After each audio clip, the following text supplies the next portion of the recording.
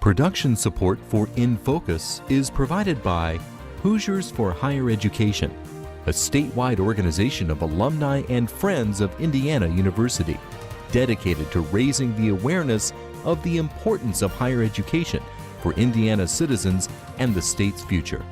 More information at 800-937-3448. And Hoosier Energy, providing electricity for Central and Southern Indiana cooperatives and their member customers. Information at hepn.com. And by viewers like you. Thank you. Roll call shows 62 members present. For the fourth week, we fail to have a quorum. After the Indiana House Democrats' 5-week absence in Urbana, Illinois, and with 1 day left in this legislative session, budget issues continue to dominate discussion at the State House. State revenue is increasing and more money is being funneled to education, but worries remain that the cash may never materialize. Wounds from earlier in the session, especially those felt by members of labor unions, are still fresh in the minds of those who protested for collective bargaining rights and those who left the state in protest. We'll talk about what Hoosiers can expect from the final hours of the 2011 session as we put the state legislature in focus.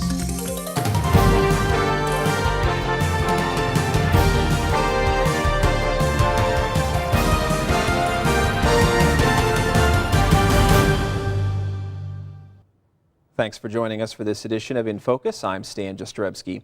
If you have questions for one of our studio experts during tonight's program, please email them to us at infocus@indiana.edu or call us at 1-800-987-9848. This month's show will be a little different than previous editions of In Focus. That's because throughout tonight's program we will air short segments about issues dominating discussion in Indianapolis. After each segment we'll get comments from members of our panel.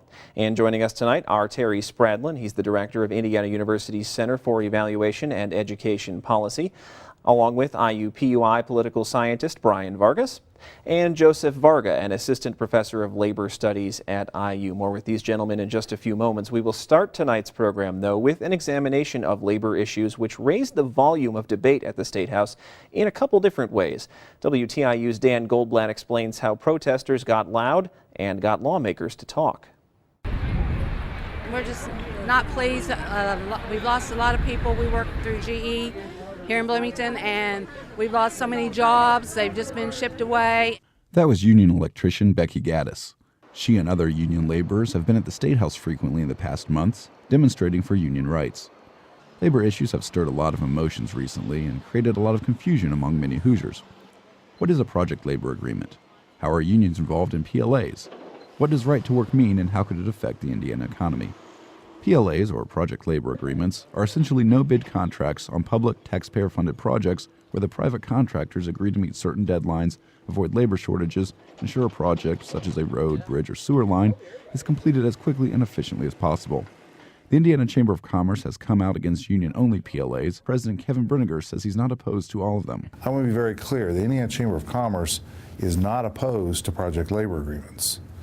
What we're opposed to is what we've seen in recent years in various public construction projects in Indiana, which is union-only project labor agreements. Brinegar says these union-only contracts have allowed out-of-state workers to come in and work on Hoosier projects, even though non-union Indiana workers were available to complete them. But not everyone feels union-only PLAs will hurt the Indiana economy.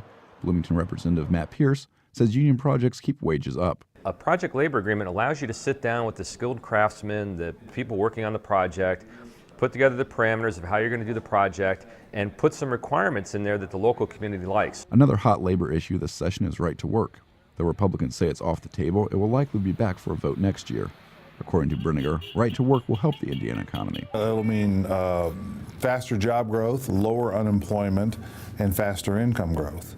And we all ought to be supportive of that, and in fact our polling shows that Hoosiers overwhelmingly are supporting. The opposition to right to work really comes from the union bosses, who collect more dues from people who don't want to be paying them under the current collective bargaining agreements than they will if right to work passes. A right to work bill would not mean unions would be banned in the state. Instead, closed shops, which are places where union membership is a requirement of employment, would no longer be allowed, and the individual worker could choose whether he or she wanted to be a union member.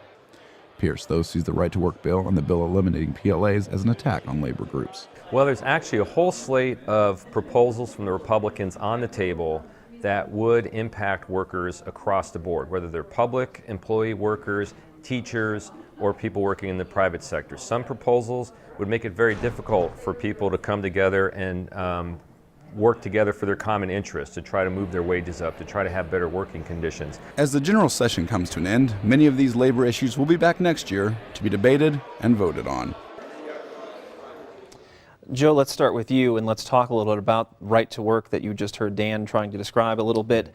The right to work bill, as you heard him say, was essentially killed by the Democrats leaving for Illinois. The Republicans said they would not bring the bill back. Good thing, bad thing? What do you think?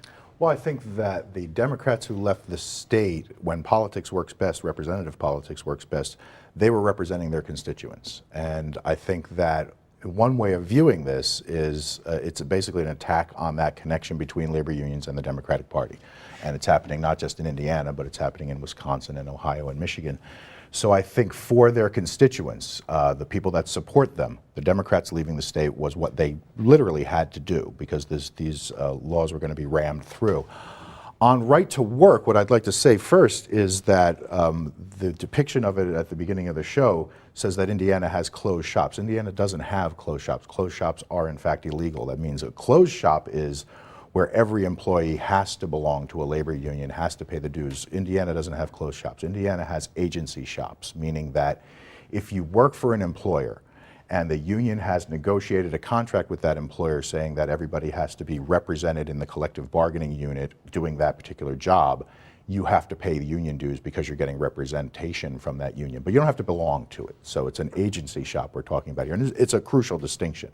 So these are basically open shops, agency shops, and right to work further kind of tries to dilute that union power within the workplace by saying that what the Indiana right to work rule says is that the proposed law that's now been dropped says that it would make it a misdemeanor crime for an employer to collect union dues from every employee within a bargaining unit. So in other words, it's the way I try to talk about it and try to make sense for people with it. It would be like moving to a town like Bloomington. You take advantage of the good roads that we have here, you take advantage of the culture that we have here in Bloomington and the schools, and then say at a certain point, well, I don't like the environmental policy of the city council, I'm not going to pay my local taxes. And yet you still get all of those advantages. That's what right to work laws do for workers in an agency shop. They allow them to opt out because they don't like unions philosophically or ideologically. And then that causes other union workers or other people who are paying dues to say, well, if Joe's not paying dues, I'm not going to pay them either. And it erodes the power of the labor union. Brian, let's talk about this from a political standpoint. What does it do for the Republicans who proposed the right to work legislation, which got shot down, and the Democrats who, at least symbolically, seem to be the ones who got it shot down? Well, whenever you look at these kinds of things, you have to realize there's a reason the Democrats left the state. When you're destined to lose, you know you're going to lose, you're going to act that way. They left because they knew it was going to be rammed through them. They had no way to win. They're outvoted in both chambers. They have a strong constituency represented in labor unions, also in particularly public employee unions, for which there are things actually in the budget bill which take away their right to collective bargain. And so there's a number of things that basically laid out a good fight for the next legislative session. And again, we have to remember that's a short session. They're supposed to fix things that are in the budget. They generally go beyond that. Indiana legislators are kind of hard to herd around, but the lines are clearly drawn, and it will be brought up, and it will be brought up and brought up, because given the redistricting maps, which is another whole issue of this session, the Republicans are likely to be in control for a good time, barring something exceptional. You brought up the idea of collective bargaining, and I want to get to that in just a minute when we talk to Terry about education.